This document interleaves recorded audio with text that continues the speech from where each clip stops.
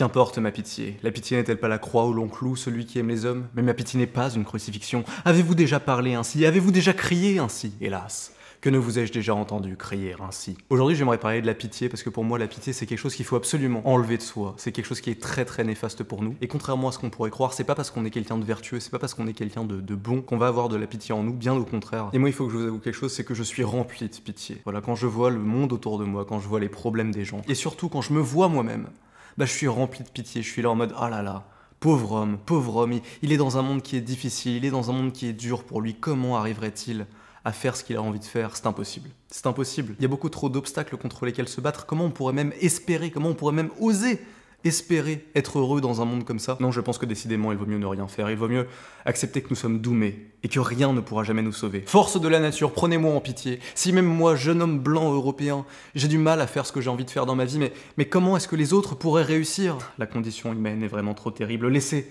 il faut encore que je pleure quelques minutes sur le sort des autres et le reste du temps sur mon propre sort. Et oui, effectivement, je pense que la pitié est une maladie. Voilà, la pitié, c'est une maladie de l'identité, c'est quelque chose qui va nous empêcher de faire les choses qu'on pourrait faire, justement parce qu'on va avoir du mal à sélectionner dans ce qu'on voit parmi les hommes et dans ce qu'on voit dans les vécus des gens de manière générale, qu'est-ce qu'on va considérer comme étant bon et qu'est-ce qu'on va considérer comme étant mauvais. Et Nietzsche, justement, il a cette phrase où il va dire « Qu'importe ma pitié, la pitié n'est-elle pas la croix où l'on cloue celui qui aime les hommes ?» Et c'est exactement ça, la pitié en fait. La pitié, c'est la croix qu'on risque de se construire en nous-mêmes, à force de trop aimer les hommes et à force de trop vouloir voir qu'il n'y a absolument que du bon en l'homme, qu'il n'y a rien à dépasser, qu'il n'y a pas des personnes qui vont faire des mauvais choix, en aimant comme ça de manière inconditionnelle absolument tout et absolument toutes les conditions, toutes les manières de vivre, on peut finir par aimer même quelque chose qui devrait disparaître en fait, quelque chose qui est à l'inverse même de ce qu'on peut espérer pour soi et en soi. On peut finir par aimer la tristesse de ne pas pouvoir être. La condition humaine nous place dans une situation où on est constamment tiraillé entre cette volonté d'être quelque chose et cette tristesse de ne pas pouvoir l'être. Et la pitié au final c'est ça. La pitié c'est voir cette tristesse et décider de l'aimer aussi. Et naturellement là du coup ce qu'on a envie de se dire c'est normal en fait. Genre le monde est vraiment triste, il y a vraiment des difficultés dans la vie, les gens ont vraiment des problèmes et statistiquement dès qu'on s'intéresse un petit peu à la politique, dès qu'on s'intéresse de manière générale aux problèmes des autres, on se rend compte ou alors on sait statistiquement que la plupart des gens ne vont pas pouvoir résoudre leurs problèmes. La plupart des gens ont des difficultés, ces difficultés elles sont d'ordre structurel, c'est-à-dire que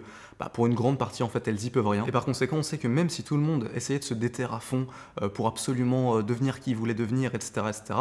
la plupart des gens y arriveraient pas. Parce qu'en fait le monde est comme ça, que le monde a besoin de se réformer, que le monde a besoin de changer, et qu'espérer régler tous les problèmes de l'humanité juste en espérant que les gens se reprennent en main, entre guillemets, ça a absolument aucun putain de sens. Et là-dessus pour le coup je pense qu'on est complètement d'accord. Mais justement c'est là où il va falloir faire une distinction, et pour moi c'est là qu'est la distinction la plus importante, faire la distinction entre l'empathie et la pitié. Et pour moi, c'est extrêmement important d'avoir de l'empathie, c'est extrêmement important de pouvoir comprendre les difficultés des autres, écouter ce qu'ils ont à nous dire quand ils nous disent que leurs problèmes sont causés par ci ou par ça, et quelles sont les solutions éventuellement qu'ils pourraient apporter pour que la situation s'améliore. Mais en revanche, par contre, il faut absolument être dénué de pitié, parce que la pitié n'est pas un trait de vertu, la pitié n'est pas un rapport à l'autre en fait. La pitié, c'est avant tout un rapport à soi, et c'est un rapport qui est destructeur vis-à-vis de soi. En fait, dans la pitié, il y a quelque chose d'implacable, il y a quelque chose qui tient de la nature humaine même. Avoir pitié de quelqu'un, c'est devenir fataliste sur lui, ses capacités et ses forces. C'est penser que dans sa situation, il n'y a rien réellement qu'il puisse faire, et en réalité, c'est ne pas croire en lui.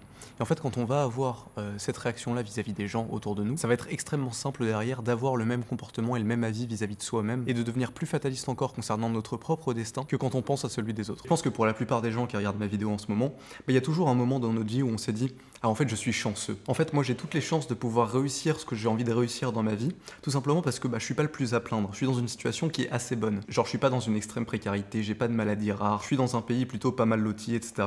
Et forcément quand on a eu des rêves, quand on a pensé à sa vie à un moment donné, on y a cru.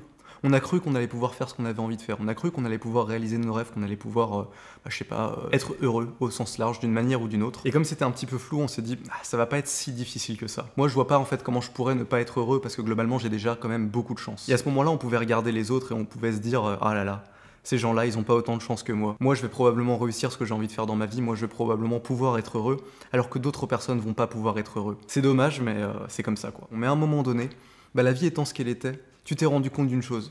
C'est que toi, moi, n'importe qui, Personne ne frappe plus fort que la vie, mon pote. Et en fait, ce qu'on pensait être facile, en fait, c'est extrêmement difficile. On peut pas forcément être qui on a envie d'être. Et je pense que absolument n'importe qui dans sa vie va faire face à des problèmes, va faire face à un monde qui est hostile à sa réalisation.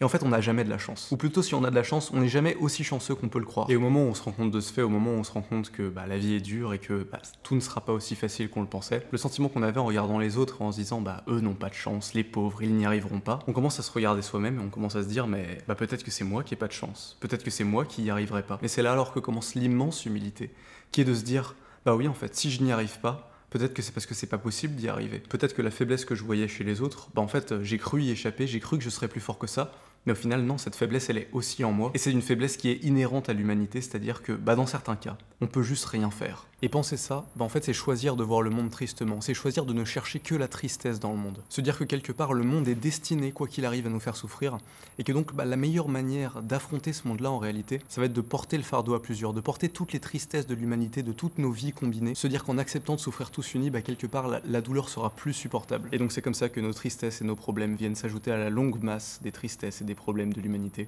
Et alors, tous ensemble, en humanité, nous crions « Ne sommes-nous pas pitoyables ?» Et là, alors commence une sorte de grand amour pour l'humanité. Le sentiment d'être relié à tous les faibles, le moment où on se dit « Ah là là, le monde est dur. Pourquoi le monde est-il si dur? Toi, dis-moi ce que tu as envie de faire dans la vie.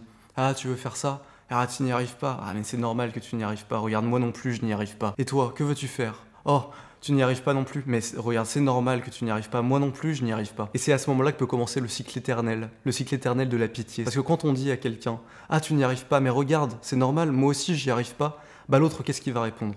Qu'est-ce qu'il peut faire? Il peut que te rassurer de la même manière, il peut que te regarder et te dire, ah mais toi t'y arrives pas, mais regarde, en fait c'est normal que t'y arrives pas parce que moi non plus j'y arrive pas. Et c'est ça aujourd'hui dans notre monde qu'on appelle se soutenir. Se dire qu'en fait ne pas être ce qu'on a envie d'être, au final c'est normal de pas y arriver. C'est pas grave si tu deviens pas ce que t'as envie d'être, nous peu importe ce que tu deviens, on comprendra en fait. On comprendra que c'était difficile, on comprendra que t'as pas réussi et on t'aimera quand même. Mais c'est là où il y a justement un sentiment qui commence à monter en nous, ce sentiment de se dire...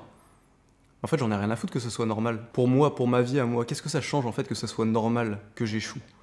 Ça change absolument rien, que ce soit normal ou que ce soit pas normal, je pourrais pas être ce que j'ai envie d'être. En fait, en décidant de porter avec moi le fardeau de l'humanité qui est toutes nos faiblesses, tout ce qui est faible en nous, c'est ma vie que je perds en fait. Et là alors il y a un sentiment qui commence à monter en nous, et ce sentiment c'est le mépris de soi. C'est l'heure du grand mépris, l'heure où notre bonheur même se tourne en dégoût, l'heure où on dit qu'importe ma pitié. La pitié est une croix que je suis en train de me construire et sur laquelle je suis en train de me clouer parce qu'il faut bien que je souffre. En fait, c'est à ce moment-là où on a envie qu'on arrête de nous rassurer en fait. Arrête de me rassurer sur le fait que c'est normal, que j'arrive pas à faire ce que j'ai envie de faire dans ma vie.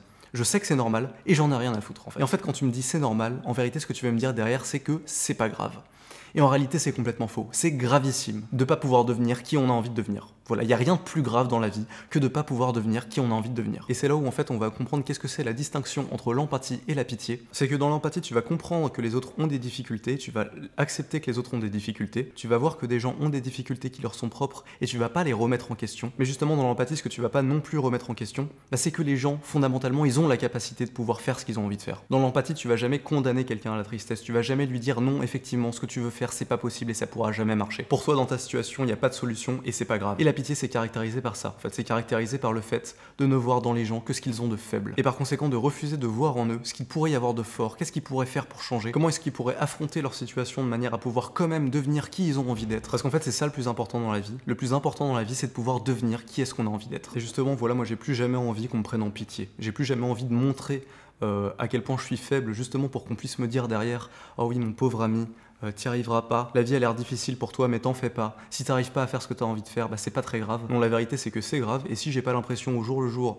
de faire tout ce que je peux en fait pour m'améliorer, de faire tout ce que je peux pour devenir ce que j'ai envie de devenir, j'ai envie qu'on me rappelle à l'ordre en fait. J'ai envie qu'on fasse preuve d'empathie avec moi en me disant oui effectivement je vois que t'as des problèmes et je vois qu'ils ont l'air difficiles à résoudre, mais d'un autre côté j'ai aussi envie qu'on me dise y a que toi qui peux les régler, donc règle-les frérot. Voilà, c'est tout pour cette vidéo, je te remercie de m'avoir écouté, je te souhaite une très bonne journée et je te dis à plus tard.